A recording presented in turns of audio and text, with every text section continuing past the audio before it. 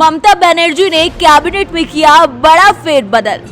भाजपा छोड़कर आए बाबुल तो ममता ने बनाया मंत्री। जानिए मिथुन चक्रवर्ती के किस बयान पर ममता को करना पड़ा कैबिनेट विस्तार।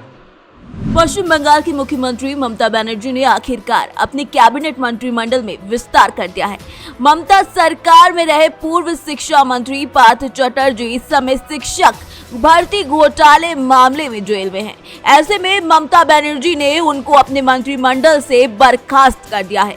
इसके अलावा उन्होंने मंत्री परेश अधिकारी समेत 2 अन्य मंत्रियों को भी बाहर का रास्ता दिखाया है।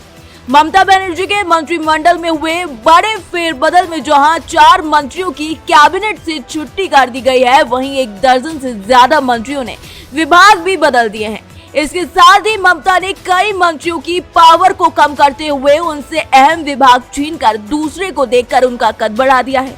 राज्य सरकार की ओर से मंत्रियों के विभाग को लेकर बुधवार देर शाम को जारी अधिसूचना में मंत्रियों में विभाग बदल दिए गए हैं।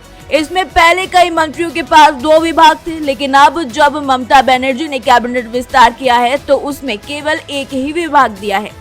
इसमें वरिष्ठ मंत्री और कोलकाता के मेयर फिरहाद हकीम से परिवहन और आवास विभाग वापस लेकर किसी दूसरे विभाग को दे दिया गया है। हकीम के पास अब केवल शहरी विकास और नगरपालिका विभाग रह गया है। ममता बनर्जी के इस कैबिनेट विस्तार के तार मिथुन चक्रवर्ती के उस बयान से जोड़कर देखे जा रहे हैं जब मिथुन ने कुछ दिन पहले ही ये कहकर ममता की टेंशन बढ़ा दी थी कि उनके कई विधायक सीधे उनके संपर्क में हैं और वो ममता बनर्जी के कार्यों से खुश नहीं है।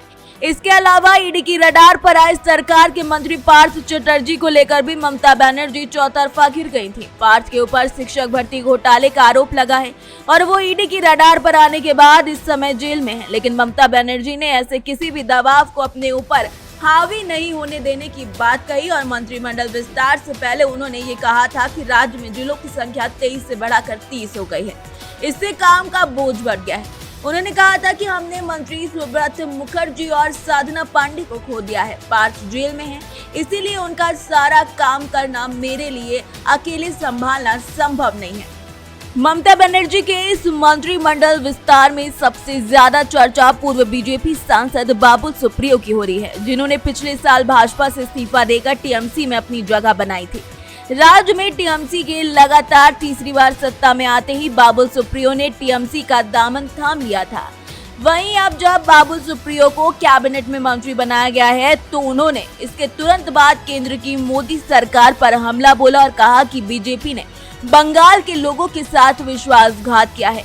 बीजेपी ने पिछले 8 सालों में से किसी बंगाली को केंद्र में मंत्री नहीं बनाया है। उन्होंने कहा कि आज दीदी ने मुझे जिम्मेदारी दी है, मैंने पैर छूकर उनसे आशीर्वाद लिया है। राजनीति में मेरी दूसरी पारी पहली पारी से ज्यादा रोशन होगी।